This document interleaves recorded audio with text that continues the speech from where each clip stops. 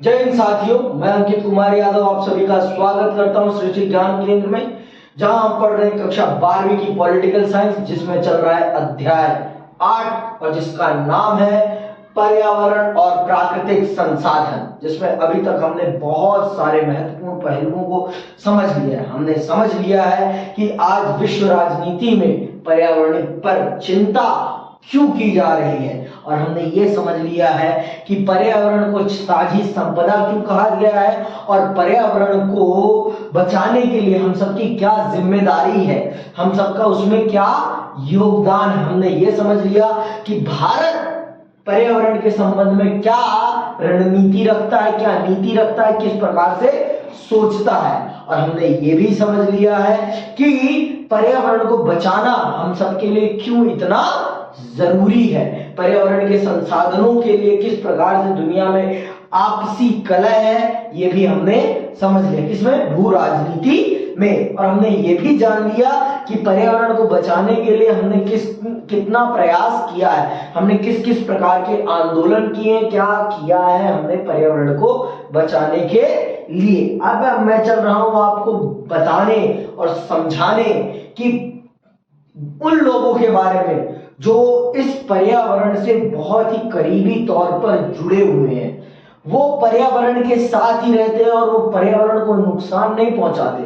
क्यों? क्योंकि वो पर्यावरण को अपने जीवन का आधार मानते हैं, वो पर्यावरण के ऊपर ही आश्रित है पूरी तरीके से। अगर पर्यावरण समाप्त हो जाएगा तो उनका जीवन ही समाप्त हो जाएगा। उन लोगों को कहा जाता है मूलवासी। क्या कहा जाता है? मूलवासी। और उनके अधिकार जो कहीं से आए नहीं है, वो वहीं पैदा हुए हैं, वो वहीं रह रहे हैं और अपनी प्रकृति के साथ पूरा तालमेल बिठाकर काम कर रहे हैं, उन लोगों को कहा जाता है मूलवासी। तो अब हम चल रहे हैं उनके अधिकारों के बारे में पढ़ने, उनके साथ किए जाने वाले भेदभावों को समझने कि उनके साथ किस किस प्रकार का भेदभाव होता है, इस समाज के द्वारा उनके साथ किस किस प्रकार का भेदभाव किया जाता है और उनको उनके अधिकारों से किस प्रकार से वंचित किया जाता है। ये मैं आपको बखूबी इस अध्याय में विस्तार पूर्वक समझाऊंगा। तो चलिए पढ़ते हैं और विस्तार से समझते हैं कि मूलवासी कौन है और उनके अधिकार क्या क्या हैं। ठीक, चलो समझते हैं। मूलवासियों का सवाल पर्यावरण, संसाधन और राजनीति को एक साथ जोड़ देता है। मूलवासियों का सवाल पर्यावरण को, संसाधन को और राजनीति को, इन तीनों को एक साथ जोड़ देता है। देखो, ये जो पर्यावरण है और ये जो संसाधन है और जो हम विषय पढ़ रहे हैं राजनीति, इन तीनों का अंतर संबंध है मूलवासियों के साथ। आप जब भी कोई विकास की योजना बनाते हैं ना, तो आप अपना हित सोचकर ही बनाते हैं। कोई भी राजनीतिक दल अगर कोई भी काम करता है ना, तो उसमें वो अपनी मानसिकता को जरूर मुख्य भूमि में रखते हुए काम करता है। आप ये जान लीजिए, भाजपा अगर राम मंदिर बनवा रही है तो उसमें अपना राजनीतिक हित सिधा हुआ है, हित छुपा हुआ है, तब वो राम मंदिर को इतना ज्यादा प्रेशराइज करती है। आप ये जानिए। तो इसी प्रकार से हर चीज को राजनेता, राजनीतिक दल कोई भी काम करते हैं, चाहे वो कांग्रेस हो चाहे वो भाजपा हो, कोई भी राजनीतिक दल कोई भी काम करता है तो वो अपने राजनीतिक फायदों को ध्यान में रखते हुए काम करता है। बिना अपने राजनीतिक फायदे को ध्यान में रखे कोई भी राजनीतिक दल कोई भी काम नहीं करता। आज के समय में मुख्य रूप से समझ में आई बात? आज की राजनीतिक दल बिना अपना फायदा सोचे कोई भी काम नहीं करते। तो इसी संदर्भ में आपका पर्यावरण भी आता है। पर्यावरण में भी अगर वो काम करने जा रहे हैं ना, तो उसमें भी वो अपना फायदा जरूर देखेंगे, अपनी फायदा और जनता का फायदा देखते हैं। वो हमेशा ये देखते हैं कि बहुमत को, मतलब बहुसंख्यक लोगों को क्या फायदा हो रहा है, किससे फायदा हो रहा है। क्योंकि देश में शासन करने के लिए आपको क्या चाहिए? बहुमत चाहिए, मतलब जनता का ज्यादा से ज्यादा सपोर्ट चाहिए। ये लोकतंत्र की प्रणाली का एक दुखद परिणाम है कि अल्पसंख्यक मतलब जिनकी संख्या कम होती है उनकी बात को कम सुना जाता है, मतलब जो ज्यादा संख्या में होते हैं उनकी बात को दमदार तरीके से रखा जाता है और उनकी बात को ज्यादा सुना जाता है। ये लोकतंत्र की एक बहुत बड़ी खामी है मेरे विचार में। मेरे विचार में लोकतंत्र की एक बहुत बड़ी खामी है। लोकतंत्र में उसकी बात को सबसे ज्यादा प्राथमिकता दी जाती है। मैं क्या शब्द यूज कर रहा हूं, प्राथमिकता, प्राइमरी उसकी बात को रखा जाता है जिसके पास क्या होता है, बहुमत, संख्या बल होता है, उसकी बात को ज्यादा महत्व दिया जाता है, और जिसके पास बहुमत नहीं होता उसकी बात को महत्व नहीं दिया जाता है। ये एक लोकतंत्र की सबसे बड़ी खामी जो मुझे लगती है। तो ये आपके जो मूलवासी हैं ये सामान्य जनसंख्या के हिसाब से बहुत कम होते हैं, बहुत कम होते हैं। तो जब भी इनके अधिकारों की बात आती है और प्राकृतिक संसाधनों के प्रयोग की बात आती है तो हमेशा कौन जीतता है इसमें, सामान्य जनता जीतती है, मूलवासी नहीं जीतते।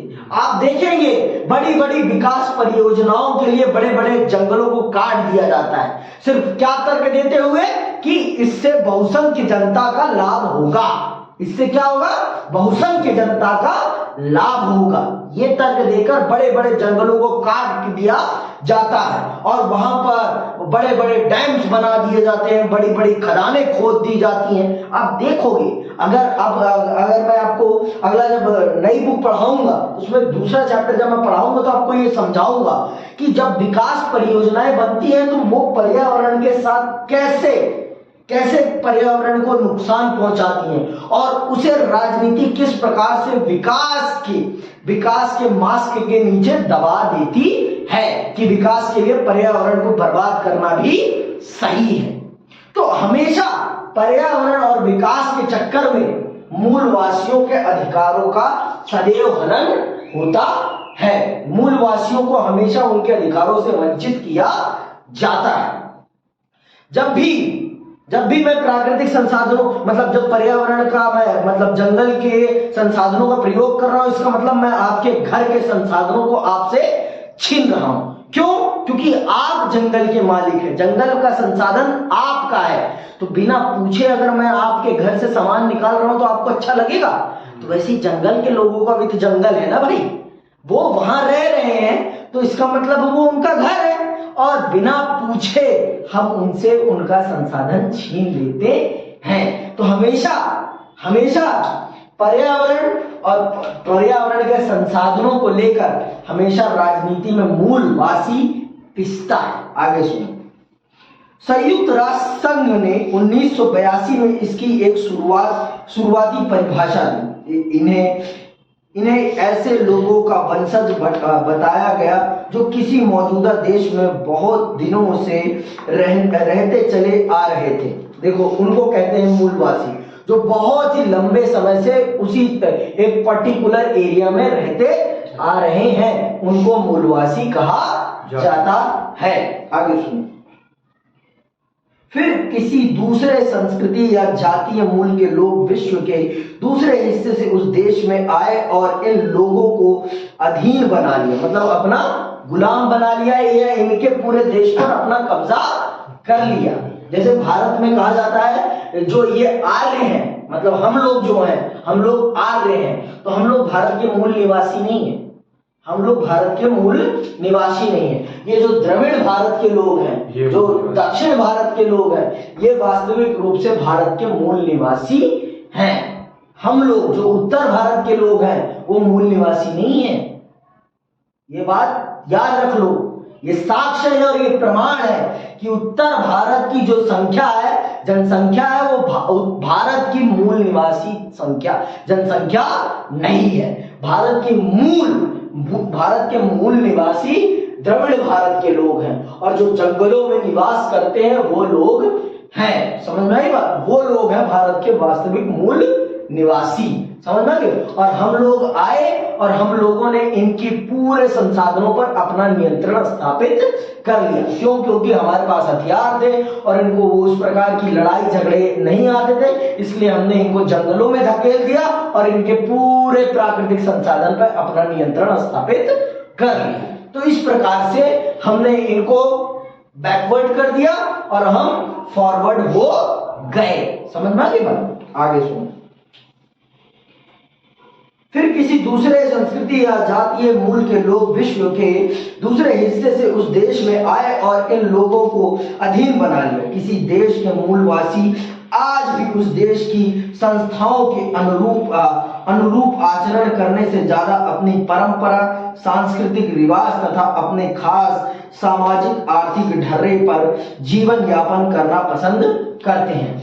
आज भी ये लोग अपनी पुरानी संस्कृति के हिसाब से ही अपना जीवन यापन करना पसंद करते हैं। ये लोग ढकोसले वाला, दिखावे वाला जीवन जीना पसंद नहीं करते। आज भी जो लोग जंगलों में रह रहे हैं वो फोन चलाना पसंद नहीं करते, वो अपने पुराने तरीके से ही संवाद बांटना पसंद करते हैं, संवाद करना पसंद करते हैं, सूचनाओं का आदान प्रदान करना पसंद करते हैं। वो लोग टेक्नोलॉजीज को बहुत ज्यादा अवॉइड करते हैं, क्योंकि वो मानते हैं कि ये जितनी टेक्नोलॉजी फ्रेंडली हम होंगे उतना ही हम अपनी प्रकृति से दूर चले जाएंगे। वो आज भी अपने रिचुअल्स, अपने कस्टम्स को उसी प्रकार से करते हैं जैसे कि वो 100 साल, 200 साल, 300 साल, 400 साल, 500 साल, 1000 साल पहले करते रहे थे। वैसे ही आज भी वो कर रहे हैं अपने कस्टम को। क्यों? क्योंकि उनको उसके अलावा कुछ आता ही नहीं है। उनको प्रकृति से जुड़े रहना बहुत पसंद है। वो मानते हैं कि अपनी माँ को बदला नहीं जाता, अपनी माँ को बदला नहीं जाता, हमेशा अपनी माँ को उसी रूप में रखना चाहिए जिस रूप में माँ रहती थी। कभी वो अपनी माँ में कोई परिवर्तन करना पसंद नहीं करते। इसीलिए वो प्रकृति का बहुत ज्यादा वो आदर करते हैं, सम्मान करते हैं, उसका बहुत ज्यादा ध्यान रखते हैं। कौन? मूलवासी। उन्हें इंग्लिश में क्या कहते हैं? इंडिजीनस। ठीक है। भारत सहित विश्व के विभिन्न हिस्सों में मौजूद लगभग 30 करोड़ मूलवासियों के सर्वसामान्य हित विश्व राजनीति के संदर्भ में क्या है? फिलीपींस के डिलेरा क्षेत्र में 20 लाख मूलवासी लोग रहते हैं। चिले में मापुसे नामक मूलवासियों की संख्या 10 लाख है। बांग्लादेश के चटगांव पर्वतीय क्षेत्र में 6 लाख मूलवासी बसे हैं। उत्तर अमेरिकी मूलवासियों की संख्या 3,50,000 है। पनामा नहर के पूर्व में पुना नामक मूलवासी 50,000 की तादाद में है और उत्तरी सोवियत में ऐसे लोगों की आबादी 10 लाख है। दूसरे सामाजिक आंदोलनों की तरह मूलवासी भी अपने संघर्ष, एजेंडे और अधिकारों की आवाज उठाते हैं। तो ये लोग भी अब अपनी ताकत को पहचान रहे हैं और समझ रहे हैं कि अगर हम अपनी आवाज को बुलंद नहीं करेंगे तो हमें हमारा अधिकार मिलने वाला नहीं है। हमें अपने अधिकार को प्राप्त करना है तो हमें आवाज उठानी पड़ेगी। तभी हम अपने हक को प्राप्त कर पाएंगे। नहीं तो हमें कोई भीख में हमारे हक देने वाला नहीं है। हमें लड़ना पड़ेगा और हमें लेना पड़ेगा, तभी हमें हमारा अधिकार मिलेगा। नहीं तो हमें कोई किसी भी प्रकार का अधिकार देने वाला नहीं है। समझ में आई बात? ये बात आप सुनिश्चित कर लो। आपको भी अपने अधिकार को लेना है तो आपको भी लड़ना पड़ेगा, संघर्ष करना पड़ेगा, तभी आपको आपके अधिकार मिलेंगे। नहीं कोई आप पर दया करके आपको आपके अधिकार देने वाला नहीं है। आज का समाज दया तो किसी पे करता नहीं है, किसी पे नहीं करता, कभी भी नहीं करता। इंसान की ये प्रवृत्ति है कि वो कभी किसी पे दया नहीं करता जल्दी से, खासकर अधिकारों के मामले में तो खासकर, क्योंकि उसे इस बात का भय रहता है कि ये मुझसे आगे ना निकल जाए। और जो जलन की भावना है ना, इसी चीज ने तो इंसान को इंसान से लड़ा रखा है। नहीं तो दुनिया में लड़ाई नहीं होती। दुनिया में लड़ाई का सबसे बड़ा कारण क्या है? जलन, कि ये मुझसे आगे ना निकल जाए, ये मुझसे पीछे ना रह जाए। इस चीज की लड़ाई आगे की बात है। चाहे तो पीछे तो अगर कोई रह जाए तो कोई उसे आगे खींचने के लिए जाता भी नहीं है। बहुत ही कम लोग होते हैं जो किसी को पीछे से आगे ले जाने के लिए पीछे मुड़कर देखें और फिर उसका हाथ पकड़ के उसे आगे लेके चले। बहुत ही कम लोग होते हैं। ठीक है, तो इन्होंने भी इस बात को समझ ली है कि अगर हमें अपने अधिकारों को प्राप्त करना है तो हमें भी लड़ना पड़ेगा, और बिना लड़े हमें हमारे अधिकार, बिना संघर्ष करे हमें हमारे अधिकार मिलने वाले नहीं है। समझ में आ गई बात? आगे सुनो। विश्व राजनीति में मूलवासियों की आवाज विश्व बिरादरी में बराबरी का दर्जा पाने के लिए उठी है। मूलवासियों के निवास वाले स्थान मध्य और दक्षिण अमेरिका, अफ्रीका, दक्षिण पूर्व एशिया तथा भारत में हैं, जहां इन्हें आदिवासी या जनजाति, भारत में इन्हें क्या कहा जाता है? आदिवासी या जनजाति। ये है सच में भारत के मूलवासी, जिन्हें हम क्या कहते हैं? आदिवासी या जनजाति, जिन्हें हमने किस कैटेगरी में रखा है? ST, scheduled tribe caste. ये जानना आपके लिए बहुत जरूरी है, क्योंकि भारत की सबसे बड़ी बुराई कास्टिज्म है। कास्टिज्म है तो है, मानो इस चीज को। किसी पिछड़ी जात के व्यक्ति ने कास्टिज्म नहीं बनाया है, अगड़ी जात के लोगों ने ही कास्टिज्म को बनाया और फॉलो कराया है। तो जब है तो मानना तो पड़ेगा भाई।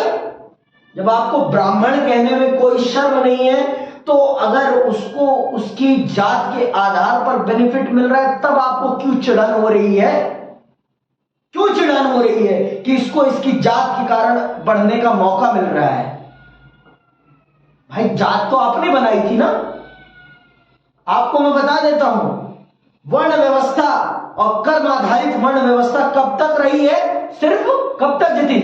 वैदिक काल तक। उत्तर वैदिक काल के बाद वर्ण व्यवस्था जन्म आधारित व्यवस्था में तब्दील हो जाती है। वर्णों का विभाजन जो पहले वैदिक काल में कर्म के आधार पर हो रहा था, वो उत्तर वैदिक काल में जन्म के आधार पर होने लगता है। बहुत लोग भगवत गीता का श्लोक मारेंगे कि भगवत गीता में लिखा है कि कर्म के आधार पर वर्ण व्यवस्था का निर्धारण हुआ है। वो वैदिक काल तक में था। वैदिक काल के बाद उत्तर वैदिक काल में जब अन्य भारतीय धार्मिक ग्रंथों का निर्माण हुआ, तो उसमें उसको तब्दील कर दिया जाता है।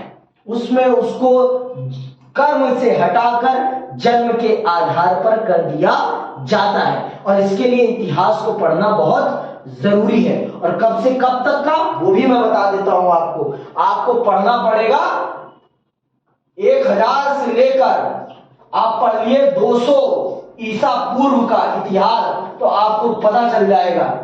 1000 ईसा पूर्व से लेकर 200 ईसा पूर्व तक का आप अगर इतिहास पढ़ेंगे तो आपको ये पूरा का पूरा कस्टम क्लियर हो जाएगा। और वैदिक काल का समय काल क्या है?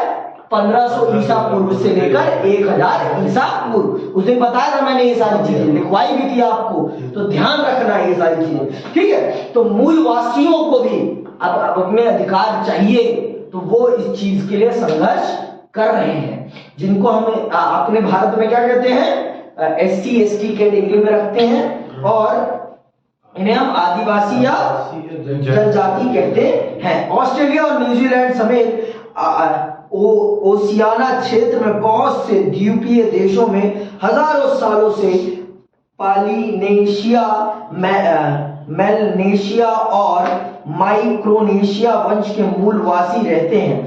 सरकारों से इनकी मांग है कि इन्हें मूलवासी कौम के रूप में अपनी स्वतंत्र पहचान रखने वाला समुदाय माना जाए। जैसे हमारे भी देश में अंडमान निकोबार में, आपका अंडमान निकोबार में बहुत सारे लक्षद्वीप पे, यहाँ पर अंडमान निकोबार में हमारे देश के यहाँ के मूल निवासी लोग यहाँ पर रहते हैं, और सरकार भी इन लोगों को इंटरफेयर नहीं करती। अगर यहाँ कोई जाने की कोशिश करता है तो ये लोग उसको सीधे तीर से मार देते हैं और पानी में फेंक देते हैं। ये अपनी जनजीवन में किसी भी प्रकार की दखल अंदाजी नहीं चाहते।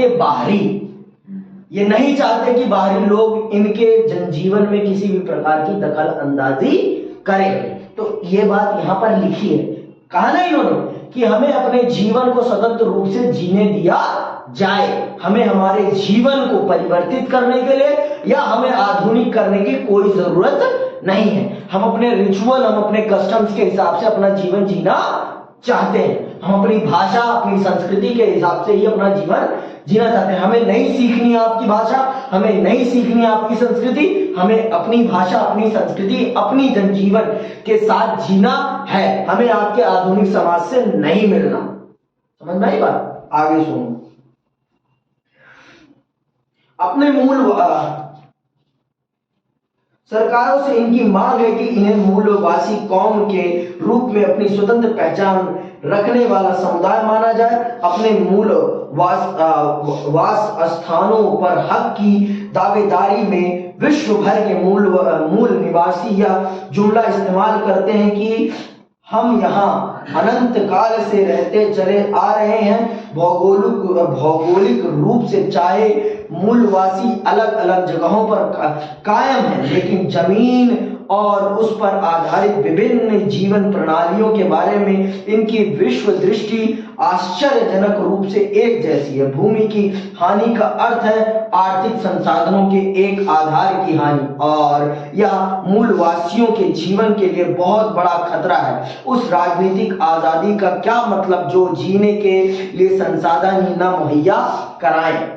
समझ में आएगी बात? तो ये लोग कहते हैं कि अगर हमें आप राजनीतिक अधिकार दे रहे हैं तो हमें हमारी भूमि पर भी अधिकार मिलना चाहिए। आप हमें राजनीतिक अधिकार दे रहे हैं और हमारी भूमि पे अधिकार नहीं दे रहे तो हम जिएंगे कहाँ? हम जिएंगे कहाँ? जीने के लिए जमीन तो चाहिए ना भाई, और जीने के लिए अगर आप जमीन नहीं देंगे तो फिर जीने का क्या फायदा? आज जो इजराइल और फिलिस्तीन या हमास के बीच में जो लड़ाई हो रही है वो किसके लिए हो रही है? जमीन के लिए तो हो रही है। जमीन की तो लड़ाई है ना, किसी और चीज की थोड़ी ना लड़ाई है।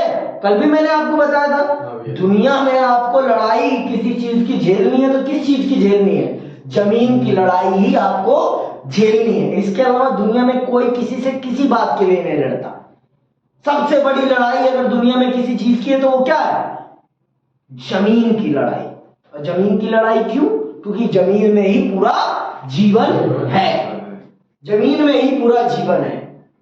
और यहूदियों की भी गलती नहीं है भाई, उनके साथ अत्याचार हुआ है इतिहास में, ये गलत नहीं है, ये छिपा भी नहीं है किसी से, ये छिपा नहीं है। रोमन्स ने किया, सबने किया उनके साथ अत्याचार। तो अब अगर वो अपनी जमीन पे आए हैं और वो अपनी जमीन को अपने अतीत में छीने गए लोगों से छीन लिए हैं तो इसे भी गलत नहीं माना जाना चाहिए। लेकिन आज की मानवता के हिसाब से जो हो रहा है वो गलत है। हर व्यक्ति का अपना अपना पर्सपेक्टिव है, हमारा भी अपना पर्सपेक्टिव है, बाद में इस पे बात करेंगे, ठीक है। तो मैंने आपको समझाया कि मूलवासी भी यही चाहते हैं, उन्हें भी जमीन पर पूरा नियंत्रण चाहिए, उन्हें भी पूरा जमीन पर। और सच भी तो यही है, अगर आपके पास जमीन नहीं रहेगी तो आप रहेंगे कहां? कहां रहेंगे बताओ मुझे?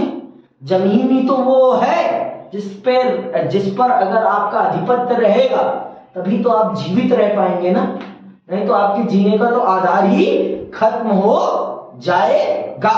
आप कहां से अपने लिए संसाधन जुटाओगे? बताओ, जुटा पाओगे? कहीं से भी नहीं जुटा पाओगे। संसाधनों का सबसे बड़ा आधार क्या है? ये जमीन है, और इस जमीन के बिना तो संसाधन मिलना संभव ही नहीं है। इस जमीन के बिना संसाधनों का मिल पाना ही संभव नहीं है हम लोगों के लिए। आगे सुनिए आपको, भारत में मूलवासी के लिए अनुसूचित जनजाति या आदिवासी शब्द का प्रयोग किया जाता है। ये कुल जनसंख्या का 8% है। अपवाद स्वरूप कुछ एक घुमतू जनजातियों को छोड़ दें तो भारत की अधिकांश आदिवासी जनता अपने जीवन यापन के लिए खेती पर निर्भर है। सदियों से ये लोग बेधड़क जितनी बन पड़े उतनी जमीन पर खेती करते आ रहे थे, लेकिन ब्रितानी औपनिवेशिक शासन कायम होने के बाद से जनजातीय समुदायों का सामना बाहरी लोगों से हुआ। देखो, जब तक भारत में ब्रिटेन के लोगों का शासन नहीं था, तब तक मूलवासी जितना चाहे जंगल की जमीन का प्रयोग कर रहे थे और अपनी खेती बाड़ी कर रहे थे। उस समय के राजा महाराजा इनके जीवन में ज्यादा इंटरफेयर भी नहीं करते थे और इनसे मैत्रीपूर्ण संबंध रखते थे। अगर अभी मैं हिस्ट्री का आपको चैप्टर जब पढ़ाना स्टार्ट करूंगा, जब तीसरा अध्याय, तीसरी बुक का पहला चैप्टर जब पढ़ाऊंगा, तो मैं आपको बताऊंगा कि पहले इन मूलवासियों का राजा महाराजाओं के साथ कैसे संबंध था, और जब अंग्रेज आए तो अंग्रेजों के साथ इनके कैसे संबंध थे, और इन्होंने अंग्रेजों का किस प्रकार से विद्रोह किया। सबसे पहले विद्रोह इन्हीं लोगों ने किया। सबसे पहले मूलवासी या आदिवासियों ने ही अंग्रेजों का सबसे पहले विद्रोह किया, क्योंकि उनके अधिकारों पर सबसे पहले अंग्रेजों ने अधिकार किया। सबसे पहले उनके अधिकारों को ही उन्होंने छीना, क्योंकि जंगल की जमीन पर इनका नियंत्रण था और जंगल में ही क्या था, जंगल में ही असीम संसाधन थे। असीम संसाधन तो कहां थे, जंगलों में थे। सही बात, जंगल जितने संसाधनवान है ना, उतना तो कहीं कोई भी नहीं है। जंगल में आप अगर चले जाओगे तो आप भूखे नहीं मर सकते, कि मर जाओगे? भूखे मरोगे? सब कुछ तो उपलब्ध है वहां, क्या नहीं है? पेट भरने से लेकर शरीर को ढकने तक हर चीज तो उपलब्ध है, क्या नहीं है वहां? और वहां रहोगे तो स्वस्थ रहोगे, तंदुरुस्त रहोगे और जीवन खुशहाल होगा, इतना मैं आपको आश्वस्त करता हूं। इसीलिए तो आदिवासी लोग उससे बाहर निकलना नहीं चाहते, क्योंकि इंसान जितना नेचर से जुड़कर रहता है उतना ही वो लंबा जीवन जीता है, और जो इंसान ज्यादा दिखावे का जीवन जीता है वो जल्दी ही पृथ्वी छोड़कर परलोक सिधार जाता है। आप देख लो, जो भी ये आपके बड़े बड़े सेलिब्रिटीज हैं, वो कहते हैं शुगर नहीं, शुगर तो सबसे गंदी चीज है, और वो ऑयली फूड नहीं खाएंगे, वो बहुत ही डाइट फ्रेंडली खाना खाएंगे। क्यों? क्योंकि उनको पता है कि अगर हम नहीं खाएंगे तो इस डस्ट भरी दुनिया में हम भी डस्ट बन जाएंगे। समझ में आई बात? वो इस बात को जान रहे हैं, समझ रहे हैं, पर हम लोगों को तली भुनी चीज और फ्रूटी माजा चॉकलेट बेच रहे हैं, पैसा कमा रहे हैं। देख लो आप, हमारे सेलिब्रिटीज हमारा कितना काटते हैं, हमारा कितना काटते हैं। आगे सुनिए। हालांकि राजनीतिक प्रतिनिधित्व के लिहाज से इनको संवैधानिक सुरक्षा हासिल है, लेकिन देश के विकास का इन्हें ज्यादा लाभ नहीं मिल सका है। आजादी के बाद से विकास की बहुत सी परियोजनाएं चली और बड़ी संख्या में लोग विस्थापित हुए। ऐसी परियोजनाओं में विस्थापित होने वालों में यह समुदाय सबसे बड़ा है। सबसे ज्यादा विकास परियोजनाओं के कारण अगर किसी को अपना घर छोड़ना पड़ा है तो वो किसको छोड़ना पड़ा है? मूलवासियों को छोड़ना पड़ा, क्योंकि सबसे ज्यादा अगर किसी के घर को तबाह किया गया है विकास के नाम पर, विकास परियोजनाओं के नाम पर, तो इन मूलवासियों की जमीन को सबसे ज्यादा बर्बाद किया गया है। किसके नाम पर? विकास के नाम पर। समझ में आई बात? आगे सुनिए आप। दरअसल इन लोगों के विकास की बहुत बड़ी ऐसी परियोजनाओं में विस्थापित होने वालों में यह समुदाय सबसे बड़ा है। दरअसल इन लोगों ने विकास की बहुत बड़ी कीमत चुकाई है। मूलवासी समुदायों के अधिकारों से जुड़े मुद्दे राष्ट्रीय और अंतर्राष्ट्रीय राजनीति में लंबे समय तक अपेक्षित रहे हैं। हाल के दिनों में इस सवाल पर ध्यान दिया जाने लगा है। भाई, जब धरती का मुद्दा इतने दिनों तक विश्व राजनीति से गायब रहा, तो ये तो लोग हैं जिसपे हम लोग रह रहे हैं, हम उसकी चिंता नहीं कर रहे, तो वहां रहने वाले मुट्ठी भर लोगों की चिंता हम करेंगे? हम इतने ज्यादा लालची कपटी चोर हैं हम। ये मानव समाज, ये जो आधुनिक मानव समाज है ना, ये लालची कपटी चोर है, लालची कपटी चोर है। मैं कह रहा हूं, दावे के साथ कह रहा हूं, और इसी ने इस पृथ्वी को बर्बाद किया है और इसी ने मूलवासियों के अधिकारों को उनसे छीना है। किसके लिए? अपने खोखले विकास के लिए, अपने खोखले विकास के लिए इस कपटी मनुष्य ने अपने इस ब्रह्मांड को बर्बाद कर दिया है और इसका खामियाजा हम भुगत रहे हैं। आपस में कुत्ते की तरह लड़ रहे हैं और मर रहे हैं और भूकंप तबाही मचा रहा है। अफगानिस्तान में मरे ना 2000 लोग, किससे? भूकंप से। और भी मरे होंगे, सही आंकड़ा तो आएगा ही नहीं। नेपाल का भी नहीं आएगा, कहीं का भी नहीं आएगा, सही आंकड़ा तो कहीं का आएगा ही नहीं। जितने लोग भूकंप से मरते हैं ना, उससे कहीं ज्यादा लोग तो भूख से मर जाते हैं, उससे कहीं ज्यादा लोग भूख से मर जाते हैं, उनके तो आंकड़ा ही नहीं होता। फिर समझ में आई बात? रोग भी हो जाता है बहुत से लोगों को। ये जान लो आप, मां पृथ्वी के साथ अगर कोई खेलेगा तो मां पृथ्वी भी उसके साथ खेलेंगी और ऐसा खेल खेलेंगी ना, हम बचेंगे नहीं। लड़ लो तुम आपस में, बढ़ा रहे हो ना पृथ्वी का टेम्परेचर अपने बम मार के, अपनी मिसाइल मार के, तुम बचोगे ही नहीं, तुम बचोगे ही नहीं।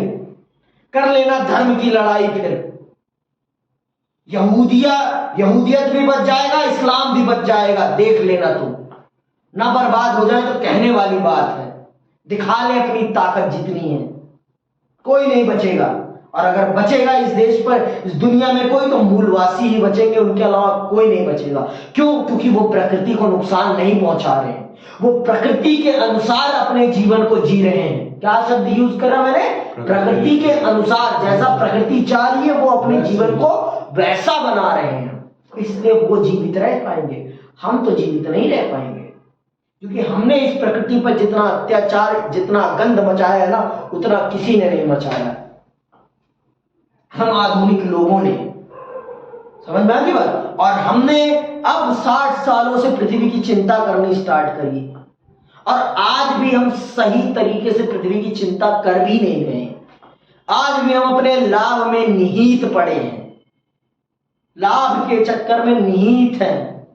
4G, 5G, 6G, 7G, 8G ला रहे हैं, फास्टर रेडिएशन से पृथ्वी को गला रहे हैं। हम ये नहीं सोच रहे पृथ्वी बर्बाद होगी, हम सिर्फ अपनी सुख सुविधाओं को देख रहे हैं बस।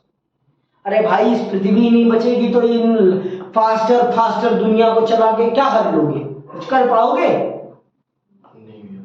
कुछ कर पाओगे? नहीं, कुछ भी नहीं कर पाओगे। प्लीज पृथ्वी को बचाओ और आप सब बहुत बड़ी भूमिका निभा सकते हो। एक बच्चा भी अगर ये जिम्मेदारी ले ले कि हम पृथ्वी को बचाने के लिए अपने समाज को अवेयर करेंगे, अपने मित्रों को अवेयर करेंगे, उनसे कहेंगे कि सही जगह सही चीज सही समय पर करो, सही पढ़ो, सही जानो। देखो, पढ़ोगे नहीं ना तो जानोगे नहीं, और जानोगे नहीं तो कभी ये नहीं समझ पाओगे करना क्या है पृथ्वी के लिए, कभी नहीं कर पाओगे। पेड़ लगाओ, पेड़ सुरक्षित करो, लोगों को साफ सफाई भरा जीवन जीने के लिए प्रेरित करो। जहां रह रहे हो अपने घर के लोगों को प्रेरित करो कि साफ सफाई और पेड़ों को सुरक्षित रखना कितना जरूरी है। ये उनको समझाओ, बताओ कि पेड़ों को सुरक्षित रखना कितना जरूरी है। और जरूरी ना हो तो फालतू के इलेक्ट्रॉनिक्स, फालतू की गाड़ी घोड़े ना खरीदी जाए। अगर घर में एक गाड़ी से काम चल जाए तो 10 गाड़ी खरीदने की कोई जरूरत नहीं है, हवाबाजी करने की कोई जरूरत नहीं है। नहीं, ये हवाबाजी हमें हवा में ही उड़ा देगी, एक दिन हम गायब हो जाएंगे। लोगों को एक गाड़ी से काम चल सकता है, लेकिन 10-10 गाड़ियां खरीदेंगे, बस क्या दिखाने के लिए? मेरे पास पैसा है, पैसा। इस दुनिया में माननीय रतन टाटा जी से ज्यादा किसी के पास पैसा है, फिर भी वो एक गाड़ी के अलावा कोई गाड़ी यूज नहीं करते। एक गाड़ी के अलावा कोई गाड़ी यूज नहीं करते। और यहां जो उनकी दौलत के मुट्ठी भर पैसा अपने पास रख लेते हैं, वो 6-6 गाड़ियां खरीद लेते हैं। 6-6 गाड़ियां सिर्फ दिखावे के लिए। अब आप अंतर समझिए, एक पढ़े लिखे व्यक्ति में और एक अधूरे पढ़े लिखे व्यक्ति में क्या अंतर होता है? जो देखो, मूर्ख हो, अनपढ़ हो चलेगा, लेकिन आधा पढ़ा लिखा हो ना, वो सबसे ज्यादा खतरनाक है, क्योंकि ना उसे ढंग की समझ होती है, ना ढंग का ज्ञान होता है। कच्ची रोटी ठीक है, पक्की रोटी बहुत ठीक है, लेकिन ये जो अधकच्चा माल होता है ना, वो तो सेहत को सबसे ज्यादा बर्बाद करता है। आप पकी हुई आलू खा लो चलेगा, कच्ची आलू खा लो चलेगा, लेकिन अधकच्ची आलू खाओगे तो पेट जरूर खराब हो जाएगा, सुनिश्चित है ये। तो समझ में आई बात? तो अगर हमें अपनी पृथ्वी को बचाना है तो हमें मूलवासियों की तरह अपने जीवन को भी परिवर्तित करना पड़ेगा। हमें प्रकृति के अनुसार अपने जीवन को परिवर्तित करना पड़ेगा, तभी हम पृथ्वी को बचा पाएंगे। हमें एयर कंडीशनर्स को छोड़ना पड़ेगा, हमें फ्रिज को छोड़ना पड़ेगा, हमें कम से कम वाहनों को करना पड़ेगा, तभी हम पृथ्वी को बचा पाएंगे। नहीं तो संभव नहीं है पृथ्वी को बचाना, नहीं तो संभव नहीं है पृथ्वी को बचाना। समझ में आई बात?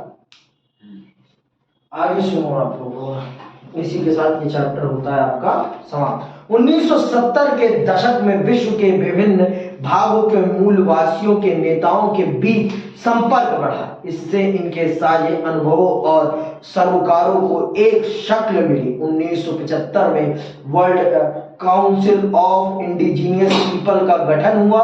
संयुक्त राष्ट्र संघ में सबसे पहले इस परिषद को परामर्शदायी परिषद का दर्जा दिया गया। इसके अतिरिक्त आदिवासियों के सरोकारों के संबंध 10 अन्य स्वयंसेवी संगठनों को भी यह दर्जा दिया गया। अगले अध्याय में वैश्वीकरण के विरोध में चल रहे आंदोलन की चर्चा की गई है। इनमें अनेक आंदोलनों ने मूलवासियों के अधिकारों पर जोर दिया है। अगला जो चैप्टर है ना, वो हमारे लालच को दिखाएगा कि हमने अपनी लालच के लिए किस प्रकार से विश्व को बर्बाद करने की एक दशा तैयार कर दी है, और मूलवासियों ने हमेशा इस चीज का विरोध किया है। ये हम अगले चैप्टर में बहुत अच्छे से पढ़ेंगे। इसी के साथ ये अध्याय आपका यही समाप्त होता है। जय हिंद, जय भारत।